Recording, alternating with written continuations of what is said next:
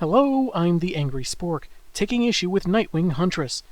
The title characters had themselves a bit of sexy times in the middle of their investigation, kind of complicating things between them, on top of mobster Frankie Black being broken out of lockup and hidden away with his girlfriend by his boss Malfatti. Between interviewing prostitutes, false confessions, and some sleight of pillowcase, Lieutenant Ellison tricks Officer Mason into sort of admitting to the murder of Caitlin Becker, but the rookie manages to sneak out and follow one of Malfatti's goons to his hideout.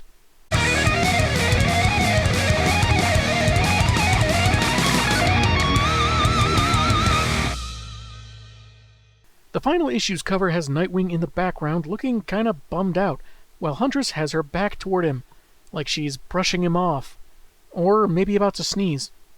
Or waiting for him to apologize for leaving that spoon in the sink instead of the dirty utensil tray on the counter like a civilized crime fighter. There's more to say about this cover, but I'll save that for the wrap-up. We begin with a splash page of Mason recalling when he strangled Becker in the Starlight Hotel. In black and white for some reason. Maybe he has a thing for old noir detective movies. The driver of the squad car calls him back to the present, asking if he's okay. The rookie begins rambling, stating that he didn't know the so-clean, so-pretty prostitute was a cop, and thought if he didn't arrest her that she would be nice to him, maybe do him a favor. Weird time to ask a complete stranger to help you move, dude. Yeah, he probably meant sex, as he goes on to say that as a newbie to Gotham, he felt out of his element, lonely, and Becker wasn't as nice as he'd hoped, wanting him to leave so she could arrest Frankie Black. But even when she explained she was a cop, he didn't believe her and just got more mad, leading to her murder. But hey, he framed the guy she was going to legitimately arrest for her. That's gotta count for something, right? Note to self, consider I kicked that guy in the crotch using my steel-toed boot for his own good as a legal defense. Read rest of comic to see how this excuse pans out. Mason becomes more erratic, going so far as to point his gun at the driver, who pleads for his life by saying he won't say anything about what he's confessed. Pasquale threatened him with mafia vengeance for framing Frankie, and his superiors are listening to Nightwing instead of focusing on the real bad guys, the mob. Interesting detail to how lost his marbles are getting. He talks like most of, if not all, the police force is increasingly believing a vigilante, when it was really just one vice cop from another precinct following his advice. Like he never noticed Bullock get upset that one of the bats was getting involved at all. It's a nice, subtle, and succinct way to show he's becoming more irrational, if the gun to his comrade's head wasn't clear enough. Either way, nice job to both Devin Grayson and the artists. The GCPD is supposed to be a team, but the new guy from a small town felt isolated, without backup, and kinda blames the other officers for not being more inviting. Gee, with a reaction like this, I wonder why! Elsewhere, Huntress is driving with Nightwing in her car, as the acrobat didn't want to take her to Batman's base to use a perfectly good and idle Batmobile. She gets a little stymied that he's been in her car, her apartment, but she's still locked out. He says he doesn't want to make a habit of letting just anyone in the cave, and she tosses her hands off the steering wheel in frustration. What am I going to do with you? Did you not figure that out last issue? Ever-cautious Grayson grabs for the wheel, afraid they'll get killed, but Helena becomes more relaxed, pointing out that while he doesn't trust her, she trusts he'll keep control of the car, even if she were to crawl out onto the hood. He'll even keep her identity secret, return to her place, or leave her alone if she so wanted. It's easy to see why the Bat and the Titans trust him. He's a good man and loyal to a fault. But it's that loyalty that keeps him from giving her what she really wants. Did he not figure that out last issue? No, she wants to be let in. She grew up as part of organized crime, but it was still a family where people were there for each other, could be counted on, not unlike the Bats. And while she can tell Nightwing has been lonely, he's never really been alone. From there we go to Malfatti's safe house, where, aside from a narration caption, he's the only one on the entire page to have any dialogue. He explains he knows Frankie kept his lady love Moira from him because she could be used to control him, so the old man brought them to Greenwood while the heat from the breakout dies down. Yeah, after a cop was murdered, bet that'll be a while. And they can re-establish priorities, namely Frankie making money for Malfatti, and he'll forgive his recent mistakes, as long as he focuses on the big picture. Bitcoin, see? Nothing more stable than digital currency, see? Yeah, we're gonna be the first gang to hold up a bank online, see? Anyone gets in our way, we make them sleep with a fish meme, see? Yeah, yeah. Bullock and Ellison are explaining to Commissioner Gordon their mistake of letting Mason walk out while they were arguing. With their chance of catching him growing slim, Jim tells them to go, stay in radio contact so Internal Affairs can meet up with them, and since Mason seems to be getting more desperate, they have to wear bulletproof vests. Speaking of, he stopped the squad car on the road near the woods around Malfati's place, and the officer he's taken hostage tries reasoning with him. Given a cop died when Frankie was busted out of holding and that he didn't know Becker was Vice, he's right to make this bust, and the driver wants in on it, swearing to never divulge what he was told. And so Mason shoots him. Don't worry, I'll clean your blood off the hood and frame the guy that changes the car's oil. For you! Back with our protagonists, Helena clarifies they aren't in a relationship. He was lonely, she was alone, and they shared an agreeable indiscretion, that's all. Though Wing isn't entirely comfortable with leaving things so casual. Bertinelli says that there's more happening in his life than he realizes, and she doesn't want to be in the way. She'll be fine, having accomplished a lot by being alone. Got 100% of the trophies in Ratchet & Clank, finished a 1,000-piece jigsaw puzzle, and reorganized my sock drawer. Living the dream! Grayson thinks a moment and says, on top of being a crackerjack crime fighter, I assume meaning she found her costume at the bottom of a box of caramel-covered popcorn and peanuts, she's probably a great teacher. They notice the abandoned squad car, and unsure if the cops actually know about Malfati's place in this district, they need to be extra cautious. In the safe house, Moira is trying to put a positive spin on this, figuring Frankie can do some more work for Malfatti and they can move on with their lives. But Frankie says that his boss plans to kill her, or him. As the old man watches the distressed couple, Moira begins freaking out, wanting assurance that things will be okay. Frankie explains it's all been about control, and for all the terrible things he's done, murder, theft, he deserves whatever comes next. No TV and no video games for a month! She doesn't want to be used just to hurt him, and is scared there's no way out as she holds Frankie tight. He pulls a gun, trying to say that they'll be okay, but can't really finish as he puts the barrel to her head, and tears in his eyes, squeezes the trigger. There's a nicely silent panel of him standing over her dead body, and we find that this was witnessed by the vigilantes and Officer Mason, but apparently from windows from different walls. I'd ask if they could see each other, but they probably find it difficult to not focus on, the dead body. Pasquale rushes in, I guess worried his pal was shot, but instead finds an innocent dead woman. You're a good man, Frankie Black. So has this been a rejected pitch for a Charlie Brown movie this whole time? He loved Moira too, allegedly, but it was right to stand by his people. And Frankie tells him to back off as he goes for a sullen stroll outside. That's when Mason approaches, gun drawn and reciting the Miranda rights. Frankie is actually okay with this, saying he's done being manipulated and wants to inform on his boss, Eugenio Malfatti. I thought his first name was Sergei or Serge or something. Whatever. As Huntress and Nightwing climb over the roof, Pasquale interrupts, armed and irritated that he almost did time for Frankie, just so he could sell out their capo.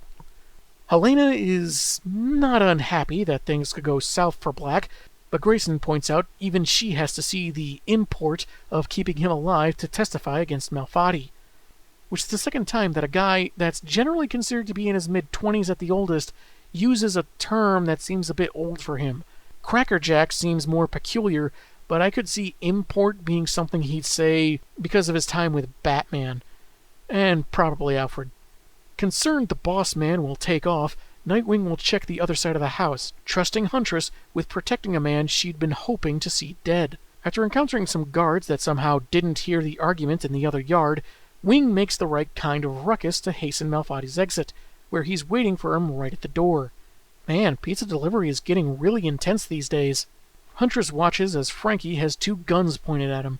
Pasquale reveals the cop he's confessing to is the one that framed him for the Starlight murder, and the dude doesn't even seem to care. He's so done with the mafia life, that doesn't faze him one bit.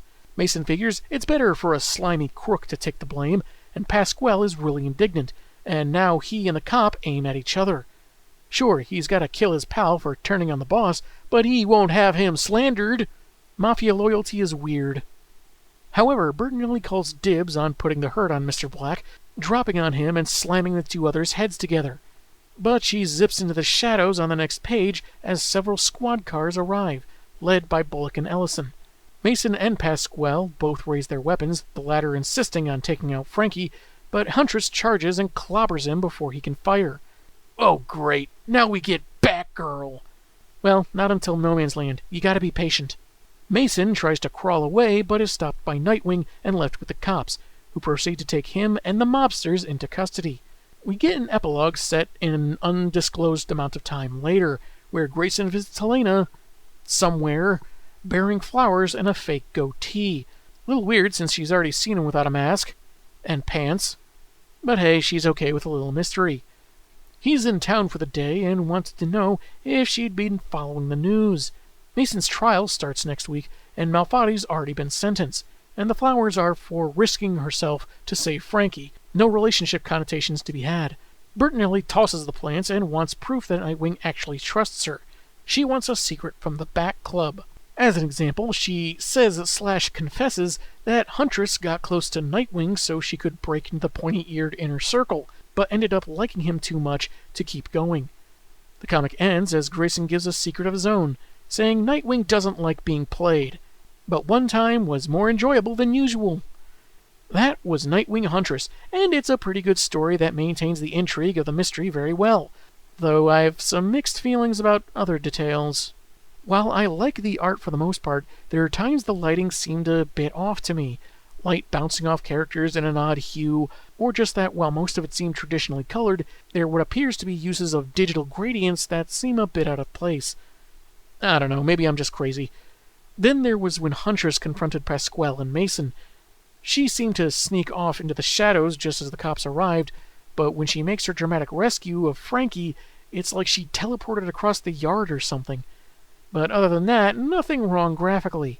In fact, I'd say the covers did a good job of progressively indicating the title character's relationship over the course of the story. First, barely innocuous, pretty professional, then more adversarial and combative for Issue 2. Issue 3's super close-up makeout obviously showing how much more affectionate they became. Then, finally, distant and seemingly despondent. Huntress looking away, eyes closed, perhaps trying to show resilience while bathed in light.